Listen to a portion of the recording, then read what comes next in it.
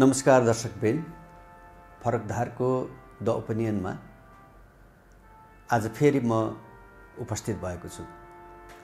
संयोगले आज पुस 1 गते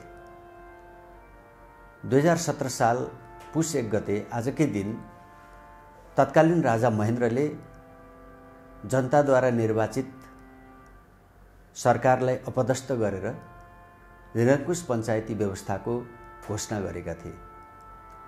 उक्त घोषणाले देशमा बोल्न पाउने, लेख्न पाउने, सभा सम्मेलन गर्न पाउने, चुन्न र चुनिन पाउने सम्पूर्ण अधिकारहरूलाई बन्देज लगाएको थियो। दलहरू खोल्ने,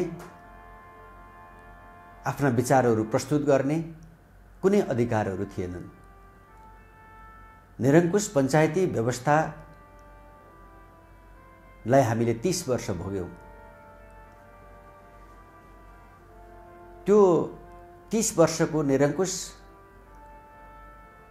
व्यवस्था लागू भएको पुस 1 लाई नेपाली इतिहासले कालो दिनको रूपमा बुझ्ने गर्दछ, हामी बुझ्ने गर्दछौँ।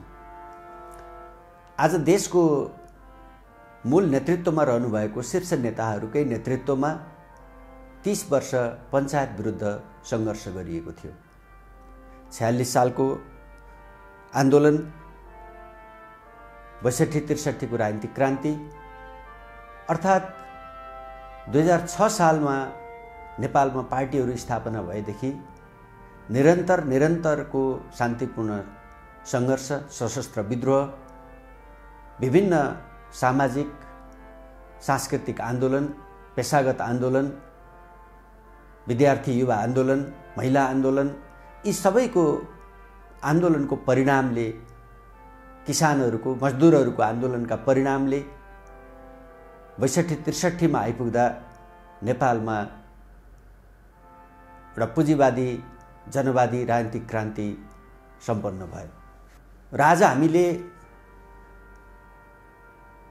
2007 सालदेखि नै उठेको आवाज, संविधान सभाबाट संविधान बन्नुपर्दछ, जनताले आफ्नो संविधान आफै बनाउनु पर्दछ भन्ने आवाजलाई पनि हामीले पुरा गर्यौँ र संविधान सभाबाट संविधान बन्यो र त्यो संविधान बमोजिम आज देश चलिरहेको छ, हामी चलिरहेका छौँ। हामी संविधान बमोजिम समाजवाद हासिल गर्ने लक्ष्यतर्फ हामी अगाडि जानुपर्नेछ। संविधानको स्पिरिट र नेपाल कम्युनिस्ट पार्टीको स्पिरिट वैज्ञानिक समाजवाद हासिल गर्नको लागि दलाल पुँजीको नियन्त्रण, राष्ट्रिय पुँजीको विकास गर्दै, समाजवादका आधारहरू निर्माण गर्दै समाजवाद हासिल गर्ने लक्ष्यतर्फ अगाडि बढ्ने दायित्व र जिम्मेवारी आज हाम्रो काँधमा छ। आजको दिनमा उभिएर चर्चा गर्दा, छलफल गर्दा, बहस गर्दा आज नेपाल कम्युनिस्ट पार्टी नेकपा भित्र, यसको आन्तरिक जीवनमा गम्भीर सङ्कट पैदा भएको छ। पार्टीभित्र उत्पन्न भएको सङ्कटले समाजका हरेक क्षेत्र प्रभावित बनिरहेका छन्। सामाजिक क्षेत्र, सांस्कृतिक क्षेत्र, राजनीतिक क्षेत्र, सरकारका सबै संवैधानिक अङ्गहरू, सम्पूर्ण चाहिँ क्षेत्र आज प्रभावित भएको छ। यो अवस्थाको सँगसँगै आज फेरि मुलुक हिजो मात्रै सरकारले को सिफारिसमा जारी भएको अध्यादेशले देशमा अर्को एउटा नयाँ तरङ्ग सिर्जना गरेको छ। म आज यिनै विषयमा केन्द्रित भएर केही चर्चा गर्न लागिरहेको छु। म स्मरण गर्न चाहन्छु कि नेपाल कम्युनिस्ट पार्टीको एकता र यसको रूपान्तरण आजको आवश्यकता हो। बलियो र गतिशील नेपाल कम्युनिस्ट पार्टीको नेतृत्वमा मात्रै हामीले बलियो र जनताले अपेक्षा बमोजिमको सरकारलाई सफल सरकारको रूपमा अगाडि बढाउन सक्छौँ। यसका लागि आज नेकपाभित्र उत्पन्न भएको समस्यालाई नेताहरूको बीचको वार्ता, संवाद, उच्च तहको समझदारी र पार्टीको विधान र यसको पद्धतिभित्र बसेर यसको समाधान खोज्नु समाधान गर्नु आजको आवश्यकता हो। यो पार्टीको लागि मात्रै होइन कि सिङ्गो देशको लागि, यो संविधानको रक्षा र यसको कार्यान्वयनको लागि र हामीले देखेको समृद्ध समाज, सुखी समाज, सार्वभौमसत्ता सम्पन्न, भौगोलिक रूपले अखण्ड, स्वाभिमानी समाज निर्माणको लागि यो अनिवार्य र अपरिहार्य आवश्यकता हो। विगतलाई हामीले हेर्ने हो भने र आजको दिनमा हेर्ने हो भने म के कुरा स्पष्ट गर्न चाहन्छु, राख्न चाहन्छु भने सरकार संविधान अनुसार चल्नुपर्दछ, पार्टी पार्टीको विधान अनुसार चल्नुपर्दछ। पार्टी ठुलो प्रमुख वा सरकार प्रमुख भन्ने जस्ता विषयहरूमा अल्झिएर होइन, पार्टीको साथमा सरकार र सरकारको साथमा पार्टी, पार्टीको सहयोगमा सरकार र सरकारले गरेका सबै कामहरूलाई सफल बनाउने जिम्मेवारी पार्टीको हो भन्ने कुरालाई एउटा उच्च समझदारी विकास गरेर अगाडि बढ्नुको विकल्प हामीसँग छैन। संविधान सभाबाट बनेको संविधानलाई हामीले प्रगतिशील संविधान मान्दै आइरहेका छौँ। यो संविधानले मौलिक हकको ग्यारेन्टी गरेको छ, यसले जनतालाई अधिकार सम्पन्न बनाएको छ, जनतालाई नेपालको मालिक बनाएको छ र जनताका सबै अपेक्षाहरूलाई यसले सम्बोधन गरेको छ। यसलाई भत्काउने तर्फ होइन, यसलाई कार्यान्वयन गर्ने तर्फको आजको हाम्रो प्रमुख दायित्व हो। नेपाल कम्युनिस्ट पार्टीले भनेको छ संविधान गतिशील हुन्छ, यो संविधान संशोधन योग्य हुन्छ, तर संशोधन जनहितका लागि हुनुपर्दछ, राष्ट्रिय आवश्यकताले हुनुपर्दछ, त्यसको औचित्य साबित भएको हुनुपर्दछ भन्ने कुरा हामीले गर्दै आएका छौँ र आजसम्म आइपुग्दा संविधानको स्वीकार्यता क्रमशः बढ्दै गइरहेको छ र आज सबैले संविधानलाई स्वीकार गरिरहेको परिस्थितिमा हामी छौँ। यद्यपि संविधान जारी भइरहेको बखतको समयलाई स्मरण गर्ने हो भने र आजको परिस्थितिलाई हेर्ने हो भने हामीले धेरै ठुलो रूपान्तरण भएको, धेरै ठुलो परिवर्तन भएको महसुस गर्न सक्छौँ। संविधानले राष्ट्रपतिको व्यवस्था गरेको छ, उपराष्ट्रपतिको व्यवस्था गरेको छ, संविधानले कार्यपालिका, न्यायपालिका र व्यवस्थापिकाको कुरा गरेको छ, संवैधानिक अङ्गहरूको व्यवस्था गरेको छ। हामी संविधानले व्यवस्था गरे बमोजिम जुनसुकै पदमा हामी जोसुकै रहेका हौँ, हामीले संविधानको मर्यादा, संविधान प्रदत्त अधिकार र संविधानले व्यवस्था गरेको दायराभित्र, आचरणभित्र, मूल्यभित्र, मान्यताभित्र रहन सक्नुपर्दछ, जसले संविधानको मर्यादालाई बढाउँछ, जसले स्वयं संविधान बमोजिम त्यो ठाउँमा रहेको नेतृत्वको मर्यादा र गौरवलाई पनि वृद्धि गर्छ। त्यसतर्फ सबैले हेक्का गर्नुपर्ने आवश्यकता छ। आज देशको सर्वोच्च तहमा रहनुभएको नेतृत्वप्रति संवैधानिक व्यवस्थाले एउटा स्वतन्त्र र अत्यन्त निष्पक्ष भूमिकाका साथ गरिएको ठाउँमा रहनुभएको व्यक्तित्वहरूका बारेमा सार्वजनिक रूपले प्रश्न उठ्नु सुखद कुरा हुन सक्दैन। त्यसतर्फ सबैको ध्यानाकर्षण आजको आवश्यकता हो भन्ने कुरा म राख्न चाहन्छु। आजको दिनको चर्चा गरिरहँदा विगतका केही घटनाहरूको स्मरण गर्नु सान्दर्भिक हुन्छ। 2046 सालको परिवर्तनपछि पञ्चायती शासनको व्यवस्थाको निरङ्कुशताको व्यवस्थाको अन्त्य भएपछि 2046 सालको आन्दोलनपछि भएको चुनावलाई स्मरण गर्ने हो भने तत्कालीन नेपाली कांग्रेसले स्पष्ट बहुमत प्राप्त गरेको थियो। कांग्रेसको आन्तरिक जीवनमा समस्या उत्पन्न भयो। संसदमा 36 र 74 को एउटा विडम्बनापूर्ण परिस्थिति बन्यो।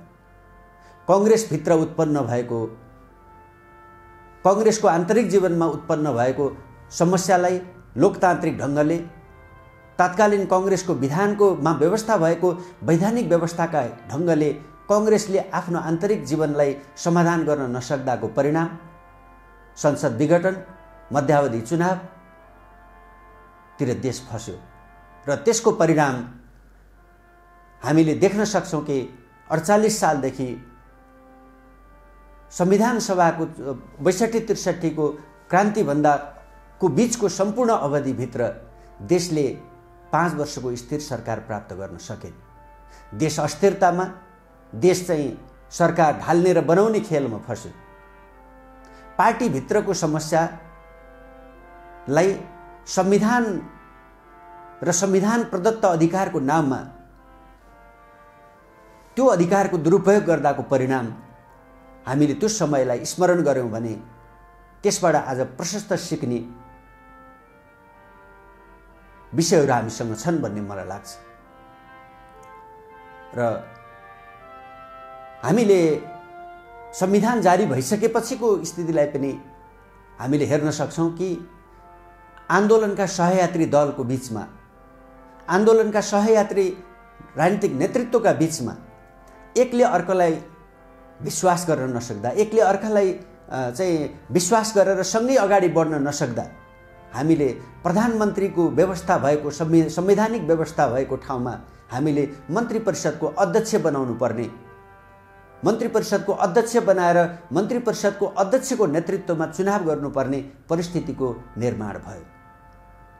यो घटना आफैमा लोकतान्त्रिक व्यवस्थाका लागि, लोकतान्त्रिक व्यवस्थाको निम्ति लड्ने योद्धाहरूका लागि, संविधानको व्यवस्थाको अनुरूप चल्न चाहनेहरूका निम्ति यो एउटा गम्भीर प्रश्न थियो र आज पनि त्यस रूपमा यसको बहस जारी छ। संविधान जारी भइसकेपछि त्यो संविधान बमोजिमको निर्वाचनमा तत्कालीन नेकपा एमाले र माओवादी केन्द्रले साझा घोषणापत्र बनाए, साझा उम्मेदवार बनाए र स्थिर सरकारको, सुशासनको, कानुनी राज्यको, पारदर्शिताको, विकास, समृद्धि र सुशासनको हामीले एजेन्डा बनायौं। जनताले त्यो एजेन्डालाई विश्वास गर्नुभयो र परिणाम आज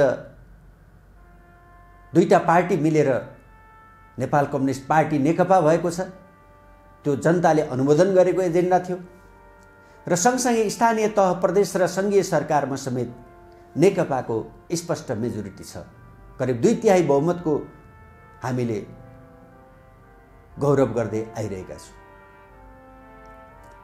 तर यो बीचमा नेकपाको नेतृत्वको सरकार बनेपछि संविधान संशोधन गर्ने वा अध्यादेश मार्फत अगाडि बढ्ने 3वटा प्रयत्नहरू यो बीचमा भए। राष्ट्रिय सभाको सदस्य प्रधानमन्त्री हुन सक्छ भन्ने उद्देश्यका लागि संविधान संशोधन गर्ने कुरा नेकपाको केन्द्रीय सचिवालयले निर्णय गर्यो, कार्यदल बनायो। तर देशभरिबाट यो कुरा जनस्तरबाट स्वीकृत हुन सकेन। पार्टीभित्र पनि यो कुरालाई, पार्टी पंक्तिले पनि यसलाई स्वीकृत गरेन र नेकपाको सचिवालय त्यो निर्णयबाट पछाडि हट्ने परिस्थिति बन्यो। केन्द्रीय सचिवालय पछाडि हट्यो र हामी ठिकै ठाउँमा उभियौँ। राम्रो भयो। हामीले 2046 सालदेखि 61-62 सम्मको समयलाई मूल्याङ्कन गरेर दल विभाजनको लागि पार्टीको केन्द्रीय कमिटी र संसदीय दलमा दुवैमा 40% हुनुपर्ने प्रावधान राख्यौं।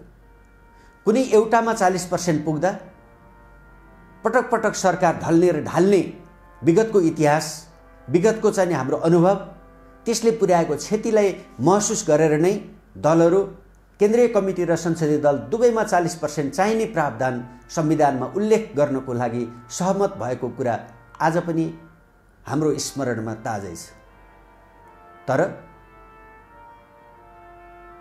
नेकपाको नेतृत्वको सरकार भइरहेको बेला दल विभाजन सम्बन्धी अध्यादेश वैशाखमा जारी भयो। त्यसको पनि सर्वत्र विरोध भयो, पार्टीभित्र विरोध भयो, जनस्तरबाट विरोध भयो, कानुनविदहरू, बुद्धिजीवीहरू, सिङ्गो देश यो कुरा उचित, त्यो निर्णयलाई उचित मानेन र सरकारले त्यो निर्णयबाट पछि हट्यो र राम्रो गर्यो। सरकारले गरेको पछि हट्ने निर्णयलाई सबैले धन्यवाद भने र सरकारले स्याबासी प्राप्त गर्यो। त्यो दल विभाजनको अध्यादेशसँगै संवैधानिक परिषद सँग सम्बन्धित विषय पनि जोडिएको थियो, त्यो फिर्ता भयो। र आज फेरि नेकपाभित्र नेकपाको आन्तरिक जीवनमा एकता र विभाजनको बीचमा एउटा दोसाँधमा उभिएको र सिङ्गो देश सिङ्गो पार्टी पङ्क्ति नेकपाको एकता आजको आवश्यकता हो। नेकपाको एकताको चाहिँ नि नेकपाको विकल्प सुदृढ र गतिशील नेकपा हो। नेकपाको नेतृत्वको सरकारको विकल्प नेकपाको नेतृत्वको सरकार नै हो भनेर सिङ्गो पार्टी पङ्क्ति शुभचिन्तक समर्थक राष्ट्रिय अन्तर्राष्ट्रिय शुभचिन्तक सबैले चिन्ता जाहेर गरिरहेको बेला फेरि पार्टीको समस्या पार्टीभित्र हल खोज्ने, पार्टीको समस्या पार्टीको बैठकभित्र हल खोज्ने, त्यहाँबाट समाधान निकाल्ने कुरालाई प्राथमिकता दिएर अगाडि बढ्नुपर्ने ठाउँमा फेरि संवैधानिक परिषद सम्बन्धी अर्को अध्यादेश आएको छ र अब 3 जनाको बैठकले संवैधानिक अङ्गहरूको नियुक्ति गर्न पाउने बाटो खुलेको छ। र आज फेरि सिङ्गो देश यो कुराबाट चिन्तित भएको छ। पार्टीभित्रको झगडामा चाहिँ जित हार गर्ने विषयलाई संविधानको अधिकारको प्रयोग गर्ने बाटो किमार्थ उपयुक्त बाटो हुन सक्दैन भन्ने कुरा जो कोहीले पनि भन्न सक्छ, भनिरहेको छ। आज देशका सम्पूर्ण बुद्धिजीवीहरू, कानुनविदहरू, संविधानविदहरू, संविधान निर्माणमा योगदान गरेकाहरू यो पार्टीको एकता, देशको स्वाभिमान, सार्वभौमिकता, मुलुकको सुख र समृद्धिको पक्षधर कोही पनि यो घटनाबाट उत्साहित छैन। यसले सबैलाई चिन्तित बनाएको छ। त्यसकारण पार्टीको समस्या पार्टीभित्र खोज्ने, सरकार संविधान अनुसार चल्ने र संवैधानिक व्यवस्था अनुसार चल्ने, त्यसलाई अझ बलियो बनाएर अझ मर्यादित बनाएर अगाडि चल्ने, त्यसलाई पार्टीले सम्पूर्ण रूपले समर्थन गर्ने र पार्टीको विधान अनुसार चल्ने, पार्टीको विधान बमोजिम आफ्ना समस्याहरूलाई हल गर्ने, पार्टीभित्र बसेर समाधान गर्ने बाटो नै उपयुक्त बाटो हुन्छ। त्यस अनुसारले नै अगाडि बढ्नु पर्दछ। त्यसैले हिजो जारी भएको अध्यादेश फिर्ता हुने, त्यसलाई निष्क्रिय बनाइनु आजको आवश्यकता हो। र पार्टीको जारी स्थायी कमिटीको बैठकबाट पार्टीको आन्तरिक एकतालाई बलियो बनाउने, नेताहरूको बीचको अविश्वासलाई विश्वासमा बदल्ने, बेमेललाई मेलमिलापमा बदल्ने र फेरि पनि विचार प्रधान पार्टी विधि पद्धति र संस्थागत ढङ्गले चाहिँ चल्ने पार्टी निर्माण गरेर नै हामीले नेकपा प्रति जनताले गरेको विश्वासलाई थप उचाइका साथ विश्वासमा बदल्न सक्छौँ। यो सरकारलाई सफल सरकारको रूपमा स्थापित गर्न सक्छौँ। नेकपाको विकल्प आज अर्को कुनै छैन, नेकपाको नेतृत्वको सरकारको विकल्प आज अर्को कुनै हुन सक्दैन भन्ने कुरालाई जोड दिँदै पार्टीको एकता, यसको रूपान्तरण गर्नको लागि जारी स्थायी कमिटीको बैठक सफल हुनुपर्दछ। केही दिनपछि हुने केन्द्रीय कमिटीको बैठकले यी सबै समस्याहरूलाई हल गरेर फेरि पार्टीमा नयाँ ऊर्जा, नयाँ शक्ति, नयाँ ऊर्जाका साथ अगाडि बढ्ने विश्वासका साथ यो मुलुकको समस्याको समाधान फेरि पनि मार्क्सवादी विचार, दृष्टिकोण, वैज्ञानिक दृष्टिकोणका आधारमा नेपाल कम्युनिस्ट पार्टी नेकपाको नेतृत्वमा बनेको सरकारको नेतृत्वमा नै मुलुकको सुख, शान्ति, समृद्धिको ग्यारेन्टी र समाजवाद हासिल गर्ने लक्ष्य पूरा गर्ने दिशामा अगाडि बढ्नुको विकल्प छैन। अर्को अङ्कमा फेरि अर्को विषयका साथ उपस्थित हुने नै छु। आज मैले प्रस्तुत गरेको विचारमा यहाँहरूका सुझाव, आलोचना, टिप्पणी प्राप्त हुने विश्वासका साथ बिदा चाहन्छु। धन्यवाद।